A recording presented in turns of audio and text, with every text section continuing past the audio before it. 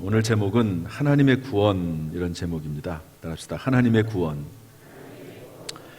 오늘 읽은 성경 말씀 보니까 너희는 그 은혜에 의하여 믿음으로 말미암아 구원을 받았으니, 이 구원에 대한 이야기가 나오거든요.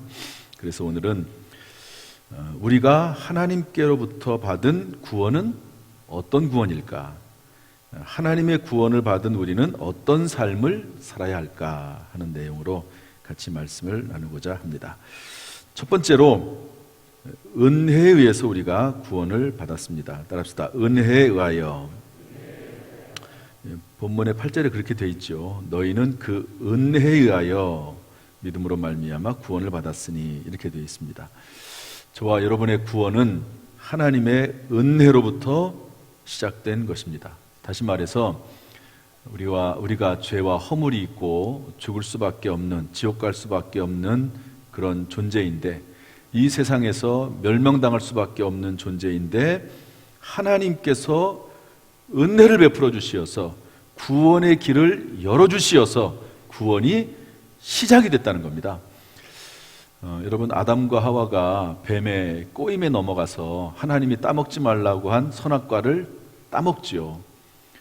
하나님께서 정령 죽으리라 말씀했는데 그 하나님의 말씀을 정면으로 거역해서 죄를 범하게 됩니다.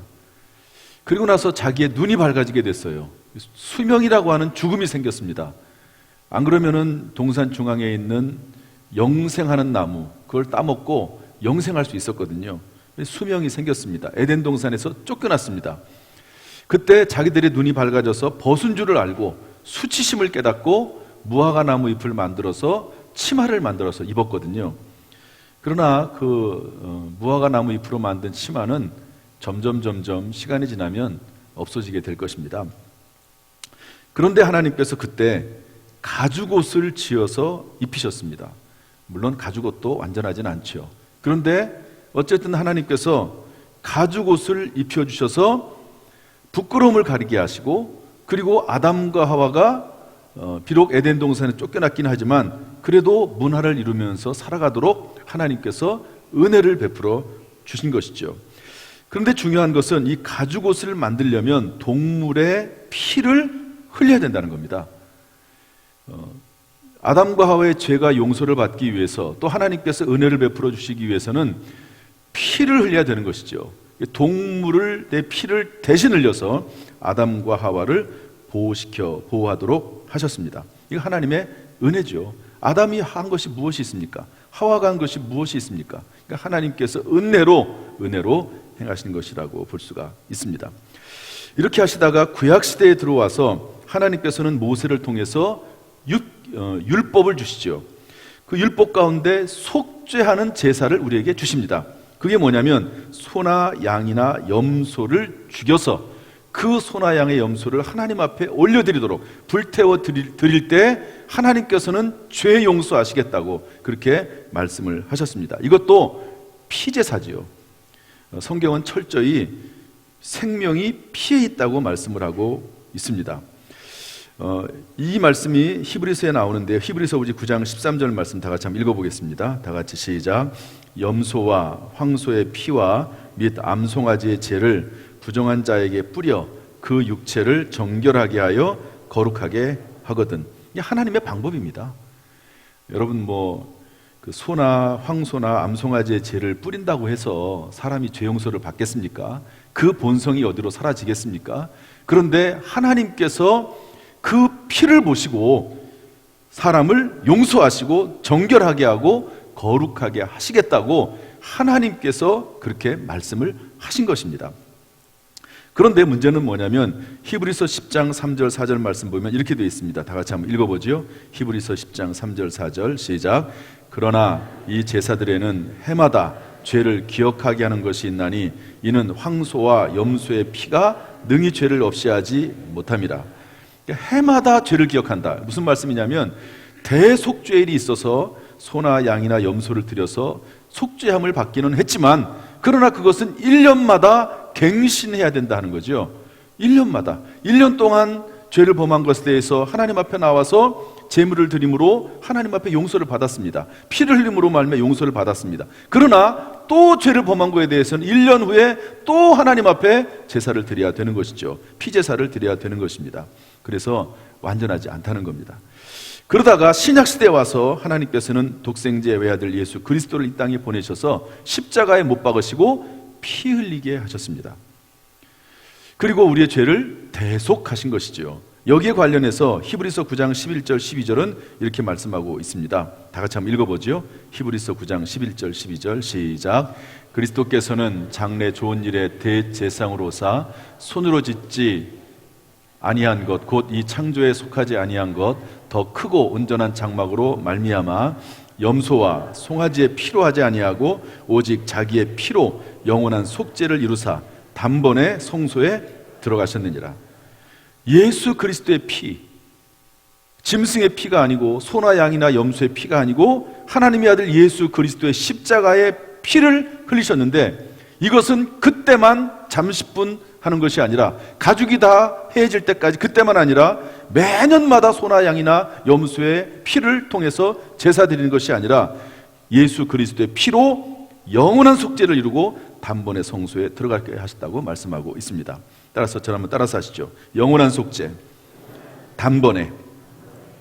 여러분, 우리가 구원받은 것은 예수 그리스도의 피로 말미암아 영원히 단번에 구원을 받은 하나님의 은혜인 줄로 믿습니다. 여기에 관련해서 히브리서 7장 24절 25절은 이렇게 말씀하고 있는데요, 한번 읽어보겠습니다. 히브리서 7장 24절 25절 시작. 예수는 영원히 계심으로 그 제사장 직분도 갈리지 아니하느니라. 그러므로 자기를 힘입어 하나님께 나아가는 자들을 온전히 구원하실 수 있으니 이는 그가 항상 살아계셔서 그들을 위하여 구원하심이라. 아멘. 다 고개를 드시죠. 여러분, 구원은 하나님의 은혜로 받는다고 했습니다. 그 첫 번째 은혜가 뭐냐? 가죽옷이라고 했습니다. 두 번째는 제사, 피제사라고 했습니다. 그 1년에 한 번씩이죠. 그런데 예수 그리스도의 십자가의 보혈로 말미암아 영원히 단번에 구원을 이루셨다, 성경은 기록하고 있는데요. 여러분, 어떻게 우리가 영원히 단번에 구원을 받을 수가 있을까 하는 겁니다. 왜냐하면 우리는 죄를 계속해서 짓기 때문에 그렇습니다. 여러분, 예수 그리스도를 믿은 다음에 구원을 받았으니까 여러분 죄를 전혀 짓지 않습니까? 나는 예수 믿은 다음에 죄를 한 번도 진 적이 없어. 나는 예수 믿은 다음에 완전히 정말로 새 사람이 되어서 죄라고 하는 것은 전혀 모르고 살아가고 있어. 이렇게 말할 수 있는 분이 계십니까? 그런 분은 없을 것입니다. 계속해서 죄를 짓지요. 마음으로 죄를 짓고, 생각으로 죄를 짓고, 입술로 죄를 짓고, 눈으로 죄를 짓고, 손으로 죄를 짓고, 발로 죄를 짓고, 그리고 나서 그 죄에 대해서 양심의 가책을 느낀 다음에 하나님 앞에 회개하고 나서 그 다음날 또 그 죄를 짓는 존재가 인간이라고 하는 연약한 존재입니다. 그런데 성경이 아까 읽은 히브리서 7장 24절 25절에 뭐라고 되어 있냐면 예수는 영원히 계신 분이시다. 그러므로 자기를 힘입어 하나님께 나가는 자들을 온전히 구원할 수 있는데 이는 그가 항상 살아계셔서 그들을 위하여 간구하십니다. 예수 그리스도를 믿는 사람들, 그 사람들이 이 땅에 살면서 죄를 짓기는 하지만 예수님께서 하나님의 보좌 우편에서 끊임없이 하나님을 향해서 기도하고 간구하시기 때문에 하나님께서 은혜를 계속해서 베푸셔서 결국에는 구원받게 된 것이다. 하나님 나라 천국에 들어가게 되는 것이라고 말씀을 하고 있는 것이죠. 저나 여러분이나 죄를 짓습니다. 하나님께서 웬만한 죄들은 그냥 놔두세요. 저는 그렇게 봅니다. 그런데 어떤 경우에 하나님을 떠나서 멀리 떠나서 완전히 하나님을 잊어버릴 수도 것 같은 그런 사람들도 있습니다. 제가 여기 방금 선부 예배 들어오기 전에 어떤 권사님하고 얘기를 나눴어요. 그런데 그분이 이런 얘기를 하더라고요. 코로나 때 3년 동안 안 나오신 분들이 이제 나올 만도 한데 계속해서 안 나온다고 그렇게 얘기하시더라고요. 그분이 매일 이렇게 좀 체크를 하시거든요, 나오시는 분들을. 제가 뭐라고 말씀을 드렸냐면 신앙을 잃어버릴 수도 있다. 그리고 이런 경우도 있다. 그리스도인이 아니라 종교인일 수도 있다. 여러분, 그리스도인하고 종교인은 다르거든요. 종교인은 뭡니까? 그냥 불교, 천주교 또 어떤 다른 이단 종교 믿듯이 그냥 종교인이에요. 그리스도인은 뭡니까? 예수 그리스도를 믿음으로 말미암아 구원받아 하나님의 자녀가 되어서 그 영혼이 거듭난 사람을 말합니다. 종교인으로서 교회는 나왔지만 코로나라고 하는 큰 문제를 만났을 때 종교를 포기해버리고 버리는 사람일 수도 있다. 그렇게 얘기를 했습니다. 그런데 중요한 것은 뭐냐면요, 하나님의 백성, 하나님의 자녀는 하나님이 포기하지 않는다는 거예요. 하나님께서 경고하시다가 계속해서 신앙생활을 하지 않고 하나님의 자녀로서 살아가지 않으면 성경에 뭐라고 되어 있습니까? 하나님이 징계하신다. 징계하지 않는 아들은 참 아들이 아니다. 이렇게 말씀하고 있습니다. 하나님께서 매를 대서라도 그 영혼이 하나님께로 돌아 나오도록 하나님께서 하신다고 하시는 것이죠. 왜 그렇습니까? 하나님의 아들 예수 그리스도께서 끊임없이 기도하시기 때문에 그런 방법을 통해서라도 하나님께서 불러오신다고 하는 것이죠. 그러므로 진정으로 거듭난 하나님의 자녀, 하나님의 백성은요, 하나님을 떠날 수가 없습니다. 하나님께서 어떤 방법이 됐든지 간에 하나님께서 불러오시기 때문에 그런 것이죠. 그러므로 여러분, 하나님께서 때때로 우리에게 경고하실 때가 있습니다. 그러면 빨리 돌아오는 것이 가장 좋은 방법이에요. 멀리 가서 때때로 지치고 고나고 낙심하고 그리고 매맞고 돌아오지 말고, 여러분, 하나님의 자녀는 하나님의 자녀로 살아갈 수밖에 없습니다. 여러분, 물고기가 물을 떠나서 어떻게 삽니까? 하나님의 자녀가 하나님을 떠나서 어떻게 살겠습니까? 여러분, 하나님의 품으로 돌아오고 늘 하나님의 품 안에 거하는 저와 여러분 될 수 있기를 주님의 이름으로 축복합니다. 하나님의 구원은 은혜로 받고요, 그 다음에 믿음으로 말미암아 구원을 받습니다. 성경 말씀 보면 이렇게 되어 있죠. 너희는 그 은혜에 의하여 믿음으로 말미암아 구원을 받았으니. 여러분, 우리의 구원을 위해서 하나님께서 요구하시는 것은 오직 믿음 딱 하나입니다. 딱 하나.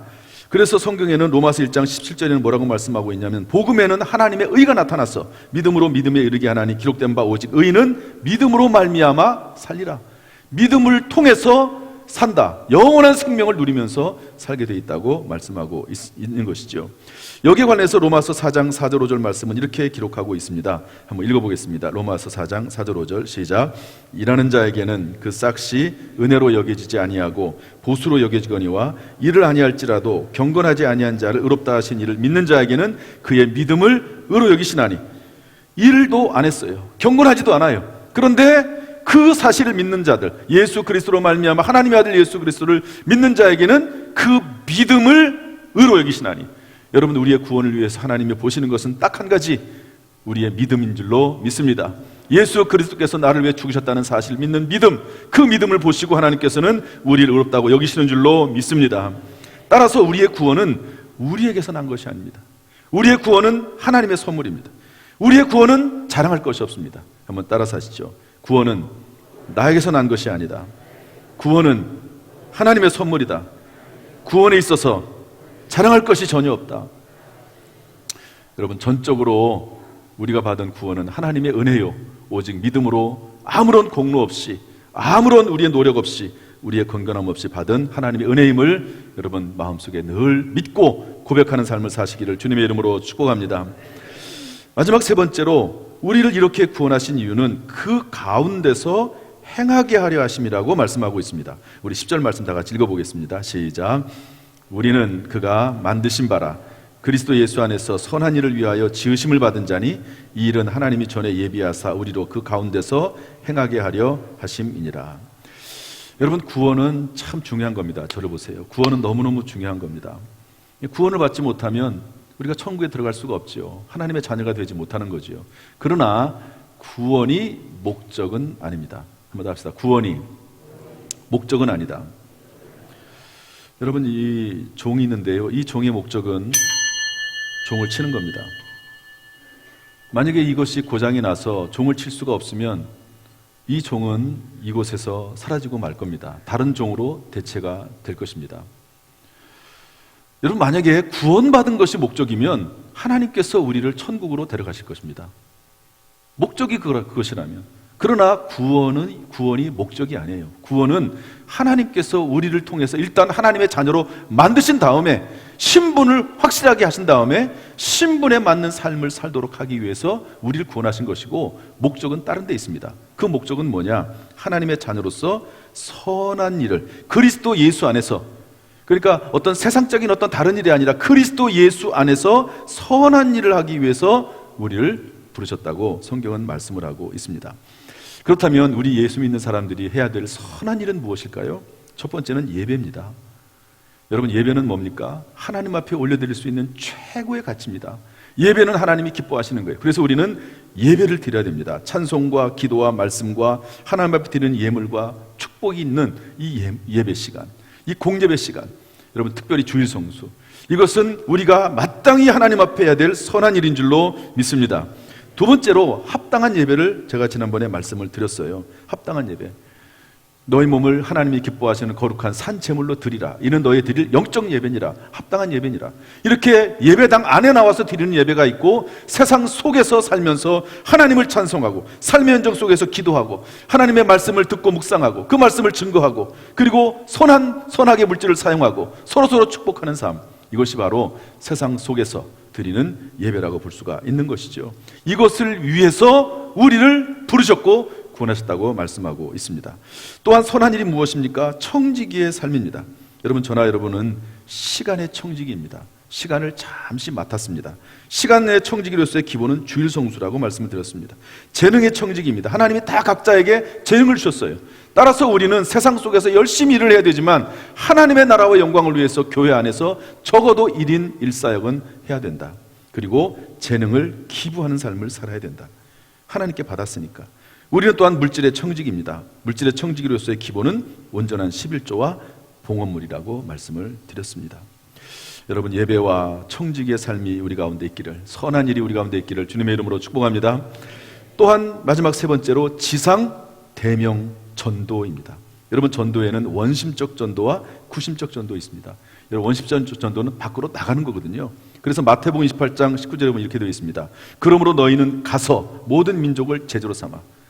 가서 떠나가는 거죠. 전도하러 가라는 겁니다. 선교하러 가라는 겁니다. 마가복음 16장 15절은 이렇게 말씀하고 있습니다. 이르시되 너희는 온 천하에 다니며 만민에게 복음을 전파하라. 그래서 이 말씀에 순종함으로 사도 바울은 사도행전 20장 24절에 보면 뭐라고 말씀하고 있습니까? 한번 읽어보죠. 사도행전 20장 24절 다 같이 시작. 내가 달려갈 길과 주 예수께 받은 사명 곧 하나님의 은혜의 복음을 증언하는 일을 마치려 하면은 나의 생명조차 조금도 귀한 것으로 여기지 아니하노라. 여러분, 이것이 우리가 해야 될 선한 일입니다. 전도하는 거, 선교하는 거.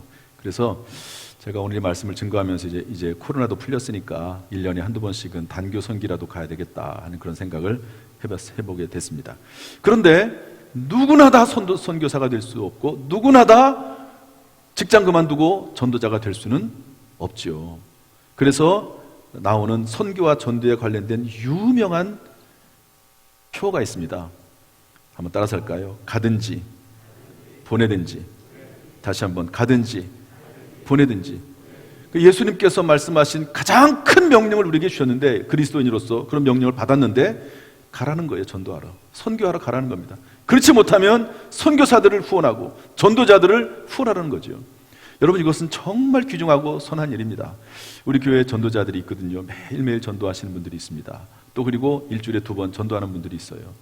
또 이 수세미를 만들 수 있도록 만들어서 제공하시는 분들이 있고, 수세미를 만들도록 물질을 제공하는 분들이 있습니다.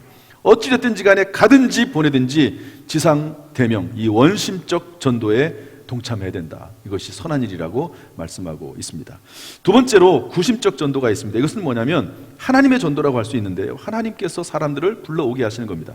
내가 직접 가서 전도를 해서 데려오지는 않지만 하나님께서 데려오게 하시는 거예요. 예를 들어서 노아 방주 같은 것입니다. 노아가 방주를 만들었죠. 100년 동안 방주를 만들었습니다. 그런데 하나님께서 뭐라고 말씀하시냐면 새들이나 짐승들을 데리고 와라. 거기다 가득 채워라. 7쌍씩 2쌍씩, 어떤 것은 7쌍씩, 어떤 것은 2쌍씩 이렇게 하라고 하거든요. 그런데 어떻게 노아가 공중에 나는 새를 잡아다가 거기다가 7쌍씩 채우겠습니까? 안 되는 거죠. 성경에 뭐라고 되어 있습니까? 창세기 7장 9절에 보면 하나님이 노아에게 명하신 대로 암수 2씩 노아에게 나와 방주로 들어갔으며, 하나님께서 그 짐승들을 들어가도록 몰아가신 것이죠. 그래서 채웠습니다. 교회도 마찬가지죠. 예배당도 마찬가지입니다. 사람의 노력을 해서 데리고 오는 것도 있지만 하나님이 데려다 주시는 거예요. 여기에 관련해서 성경은 뭐라고 말씀하고 있냐면 읽어보겠습니다. 창세기 2장 46절 47절 말씀인데 한번 읽어보겠습니다. 창세기 2장 46절 47절 시작. 날마다 마음을 같이하여 성전에 모이기를 힘쓰고 집에서 떡을 떼며 기쁨과 순전한 마음으로 음식을 먹고 하나님을 찬미하며 또 온 백성에게 칭송을 받으니 주께서 구원받는 사람을 날마다 더하게 하시니라. 이 교회가 성도들끼리 서로 섬기고 사랑하고 모이기를 힘쓰고 떡을 먹고 하나님을 찬미하고 심지어 믿지 않는 백성들에게도 칭찬을 받으니까 구원받는 사람이 날마다 늘어났다고 했습니다. 그런데 중요한 단어가 뭐냐면 주께서입니다. 따라합시다. 주께서. 그러니까 하나님께서 늘어나게 하셨다는 거예요. 하나님께서 그렇게 하셨다는 거죠. 여기에 관련해서 사도행전 9장 31절에도 이런 말씀이 있습니다. 다 같이 한번 읽어보죠. 사도행전 9장 31절 시작. 그리하여 온 유대와 갈릴리에와 사마리아 교회가 평안하여 든든히 서가고 주를 경외함과 성령의 위로를 진행하여 수가 더 많아지니라. 교회가 평안했더니, 교회가 든든히 서가고 하나님을 경외하고 성령으로 충만했더니 수가 많아지니라. 하나님께서 수를 늘어나게 하시는 것이죠. 이것을 구심적 전도라고 합니다. 하나님이 보내주시는 것이죠. 그래서 여러분, 이런 지상전도, 그러니까 가든지 또는 보내든지 아니면 교회를 아름답게 만들어 나가는 일에 우리가 동참할 때 하나님의 전도가 이루어지게 되는 것이죠. 따라서 여러분, 교회가 평안할 때 교회는 부흥하게 되어 있습니다. 뭐 교회뿐이겠습니까? 가정도 마찬가지고 직장이나 회사도 마찬가지겠죠. 평안하지 않고 싸우고 그리고 서로 원망하고 그리고 불평하고 그러는 공동체에 어떻게 부흥이 있겠습니까? 따라서 교회의 평안을 깨트리는 일은 죄 중에 큰 죄라고 볼 수가 있습니다. 어찌됐든지 간에 교회의 평안을 위해서 힘쓰고 그것을 통해서 하나님께서 교회를 부흥케 하시는 은혜가 우리를 통해서 나타나기를 주님의 이름으로 축복합니다. 할렐루야. 이제 말씀을 마치겠습니다. 이야기 좀 몇 가지 하고 마치도록 하지요. 김익두라고 하는 분이 있습니다. 아마 교회를 조금 다니신 분들은 이분의 이름을 한두 번쯤은 들어봤을 겁니다. 김익두 목사님.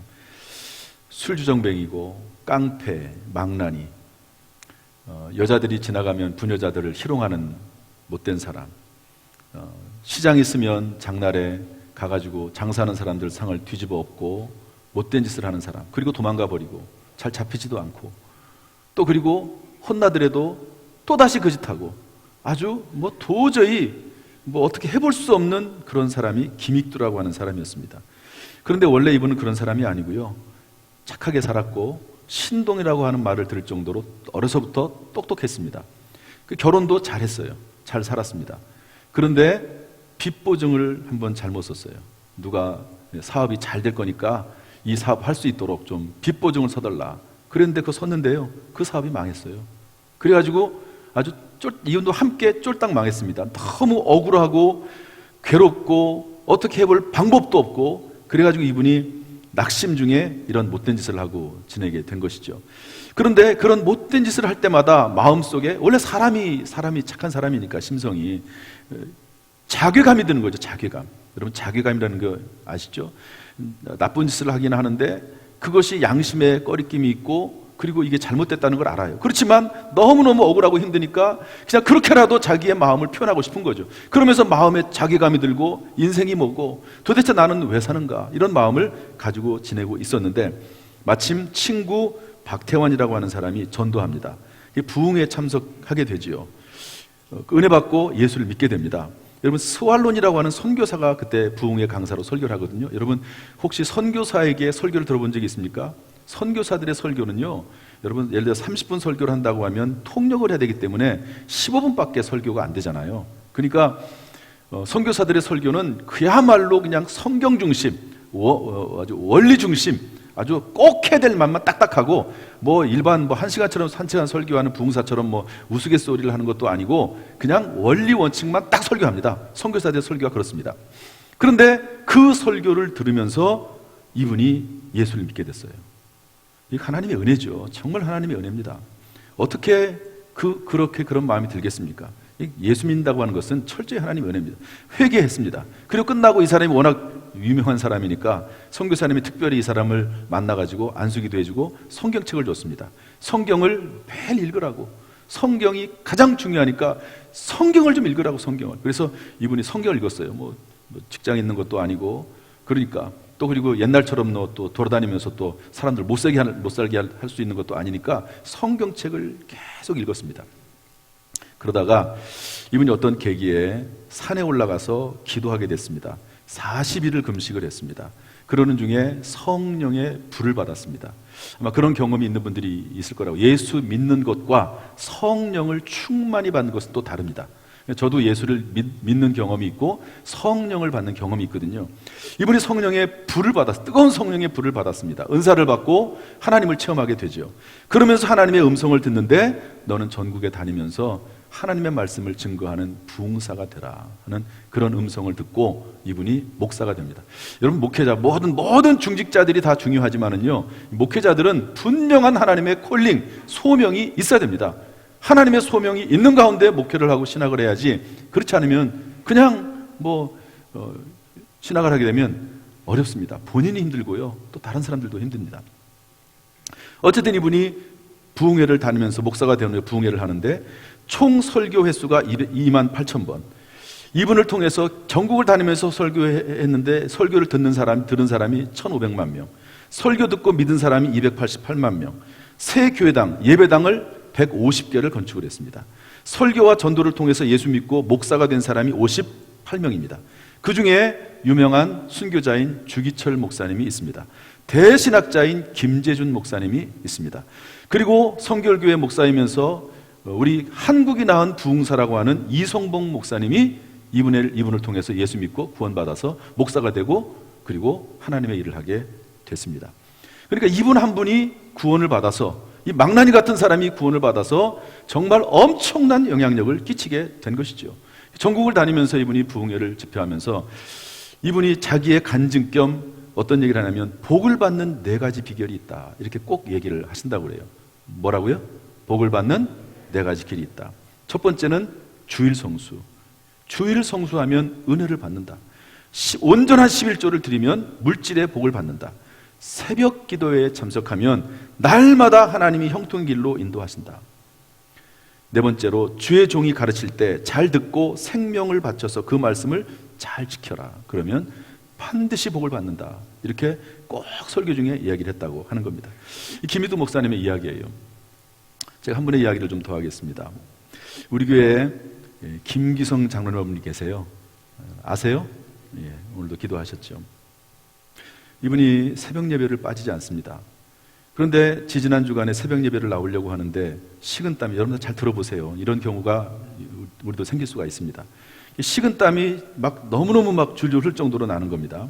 그리고 가슴에 큰 돌이 짓누르는 것 같은 느낌을 새벽 기도 나오려고 딱 하는데 그런 느낌을 받은 거죠. 그래서 나가려고 하다가 딱 중단하고 이제 어머니, 90이 넘은 어머니하고 같이 매일 새벽 기도 나오시거든요. 어머니 집에 들어가시라고. 그렇게 하고 이분이 병원에 갔습니다. 이게 판단력이 빠른 거죠. 이게 뭐냐면 심근경색이거든요. 심근경색. 심관혈관이 막히고 근육이 경직되고 그러다가 이게 골든타임을 넘기면 죽는 겁니다. 이게 심근경색입니다. 이게 심근경색이 딱 그 순간에 온 거예요. 그런데 이제 병원에 갔습니다. 중앙병원이 아니고 뭐예요? 당진 종합병원에 갔는데 마침 심혈관계 진료를 시작을 했어요. 원래 그게 없었는데 시작을 한 겁니다. 그리고 거기에 누가 왔냐면 부천 세종병원에서 의사가 이게 스카웃돼서 온 겁니다. 여러분, 부천 세종병원은 대한민국에서 심장 수술을 가장 잘한다는 병원 중에 하나입니다. 그래서 그 의사가 어떻게 스카웃됐는지 와가지고 새벽이니까 거기 병원에 없죠. 전화를 했는데 새벽 시간이니까 차가 막히지 않아서 빨리 올 수 있었어요. 골든타임을 지킨 거죠. 그리고 나서 시술을 했습니다. 이 스텐스 시술이라고 혈관에다가 이렇게 허벅지부터 집어넣어가지고 이제 혈관, 참 기술이 정말 좋죠. 그 의사가 없었다면, 심혈관계 그 진료를 안 했다면 그것도 못 하는 거죠. 그거 하는 병원이 그렇게 많지 않습니다. 그 스텐스를 넣어가지고 걔가 스텐스 수술해가지고 확장을 한 거죠. 그래서 이제 살아나게 된 거죠. 중환자실에 들어갔다가, 근데 워낙 장로님이 또 워낙 건강하시니까 그 다음날 중환자실에서 일반 병동도 가지 않고 곧바로 걸어서 나오셨어요. 이게 참 은혜입니다. 놀라운 것은 그 전에 보험회사 직원이 계속해서 보험을 좀 들라고 귀찮을 정도로 얘기해가지고 하도 귀찮아가지고 보험을, 심혈관계 그 보험을 들라고 얘기를 하는데, 그래서 그 말을 듣고 너무 귀찮아고 힘들어가지고 해가지고 이제 들었다는 거예요. 그런데 보험 계약이 딱 끝나는 그 다음 날 이런 일이 생긴 거예요. 그 다음 날. 그래서 이제 1년이 안 됐기 때문에 계약금 전액은 나오지 않고 반절이 나온다고 하더라고요. 반절도 적은 돈이 아닙니다. 이런 일들을 제가 쭉 들었어요. 만약에 새벽 기도에 가려고 일어나지 않았다면 그대로 일어나지 못하고 죽을 수도 있는 상황입니다. 정말 하나님의 은혜지요. 이런 얘기를 제가 이제 쭉 나누고 있는데 어제 행정실에서 사무실에서 장로님을 또 만났어요. 그러면서 이런저런 얘기를 다시 하면서 장로님이 그런 일을 겪으면서 어떤 생각을 했냐면 복 받는 길이 4가지가 있다. 이렇게 얘기를 하는 거예요. 그래서 4가지? 그래서 말씀을 하시길래 첫 번째는 주일 성수다. 두 번째는 11조다. 온전한 11조다. 그건 뭐 다 누구나 할 수 있는 이야기잖아요. 그런데 세 번째를 뭘 하냐면 새벽 기도에 나오는 것이 복 받는 길이다. 이런 얘기는 잘 안 하거든요. 여러분, 복 받는 길 얘기하면서 새벽 기도까지 얘기하는 분은 없습니다. 근데 이분이 새벽 기도를 얘기하니까 제가 김육도 목사님 생각이 딱 난 거예요. 김육도 목사님이 4가지를 얘기했잖아요. 주일 성수, 11조, 새벽 예배. 그러니까 여기까지 오니까 제가 마음이 이상하게 막 두근두근 거리더라고요. 맨 마지막 얘기를 무엇라고 하실까? 그런데 마지막에 이렇게 얘기하셨어요. 비슷하지만 같은 내용입니다. 주의 종과 좋은 관계 속에서 말씀 잘 듣고 순종하면 복 받는다. 똑같은 말이죠. 이 김육도 목사님하고 똑같은 말이에요. 하나님의 말씀을 알고 특별히 핵심이 되는 내용들을 잘 지켜 행하면 그러면 하나님께서 주시는 복이 있다 하는 것을 알 수가 있습니다. 사랑하는 성도 여러분, 튀르키예가 대지진 났죠. 이런 일이 일어날 줄 누가 알았겠습니까? 여러분, 지금은 깨어서 기도할 때이고 그리고 기름을 채울 때고 하나님 말씀을 듣고 이제는 행하여야 될 때입니다. 말씀에 따라 순종하는 가운데 선한 일을 행하는 가운데 복 있는 인생이 되기를, 자녀손들까지 복된 인생이 되기를 주님의 이름으로 축원합니다.